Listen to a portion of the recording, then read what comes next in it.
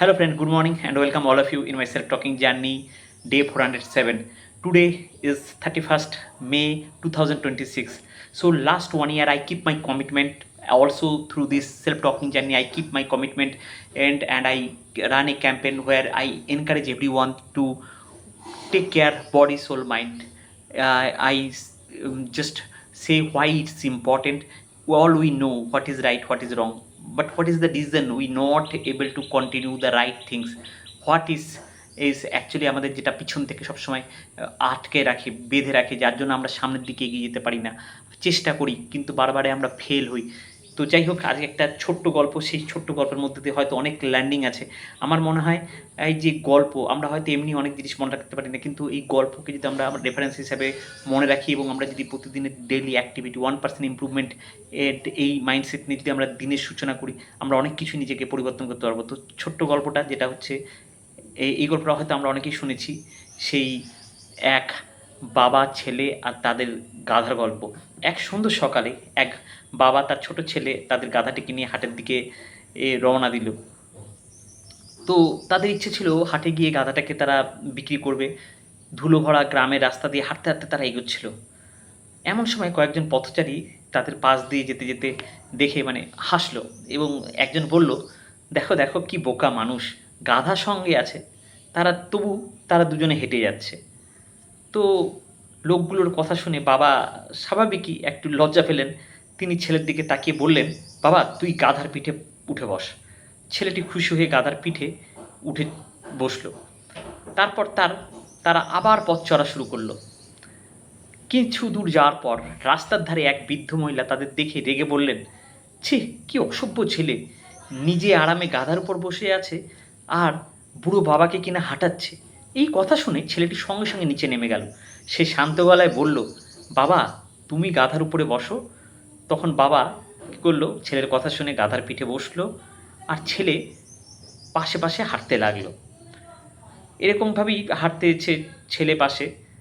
আরও কিছু দূর যাওয়ার পর তারা দুজন মহিলার সঙ্গে দেখা করলো, দেখতে পেল রাস্তায়, এবং তারা মাথা নেড়ে বললেন, কি নিষ্ঠুর বাবা রে বাবা, নিজে গাধার উপর বসে আছে আর ছোট্ট ছেলেটাকে হাঁটাচ্ছে।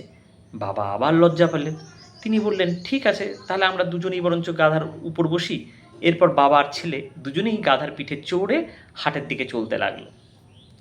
তো কিছুক্ষণ পরে তারা দুজন বৃদ্ধ লোকের সঙ্গে দেখা করলো।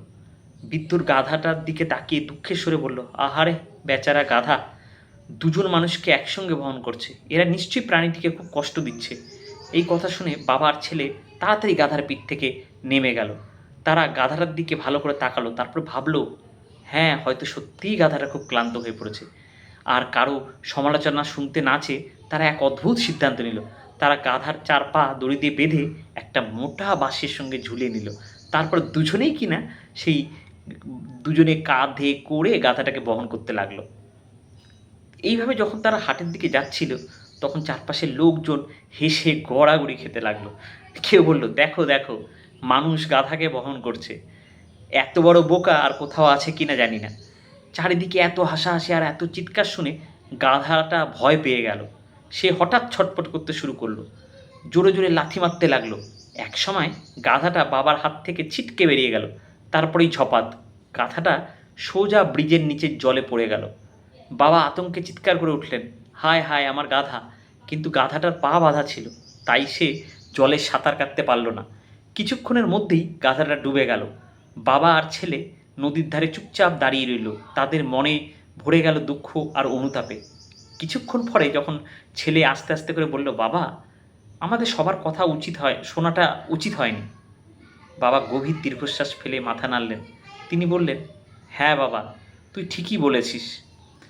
সবাইকে খুশি করতে গেলে শেষ পর্যন্ত কাউকেই কিন্তু খুশি করা যায় না, এমনকি নিজেকেও না। মানুষ সবসময় কিছু না কিছু বলবে, তুমি যাই করো না কেন কেউ না কেউ সমালোচনা করবেই। তাই সবার মন জোগানোর চেষ্টা না করে নিজের বুদ্ধি আর বিবেচনাকে বিশ্বাস করো।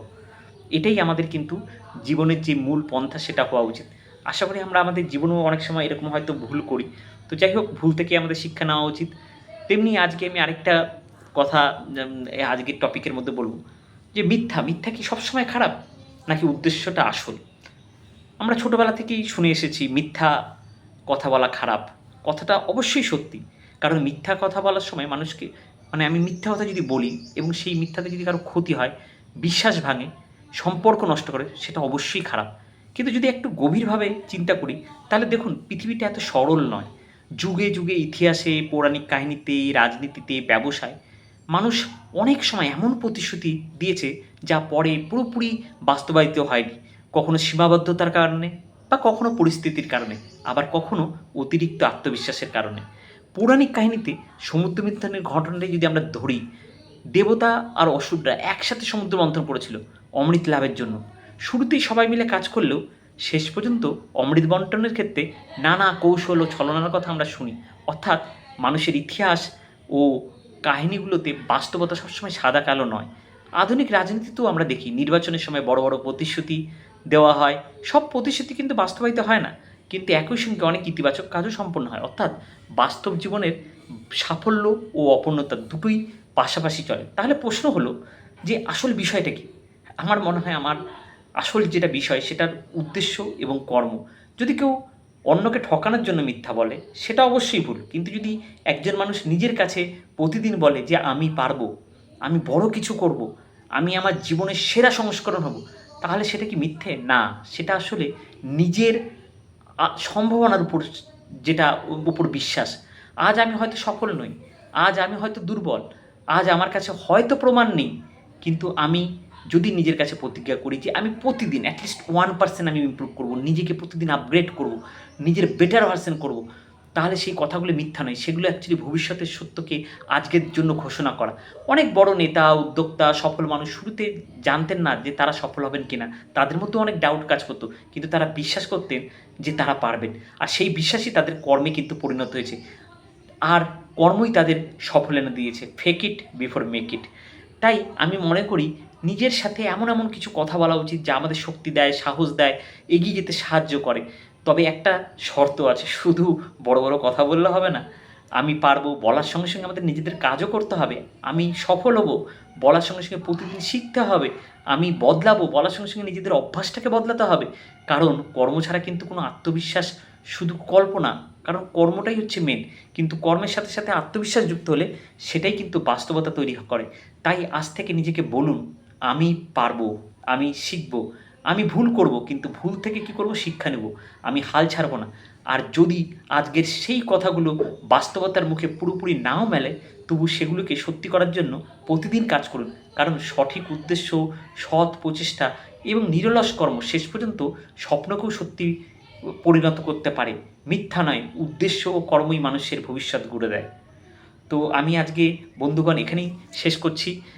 আশা করি আপনারা আপনাদের জীবনে প্রতিদিন নিজেকে নিজের নতুন নতুন চ্যালেঞ্জ, নতুন নতুন কিছু প্রবলেম নিজেকে নিজে দেবেন এবং সেখান থেকে নিজের বেটার ভার্সন নিজে তৈরি করবেন। Wish you all the best. Thank you so much. Bye bye, take care.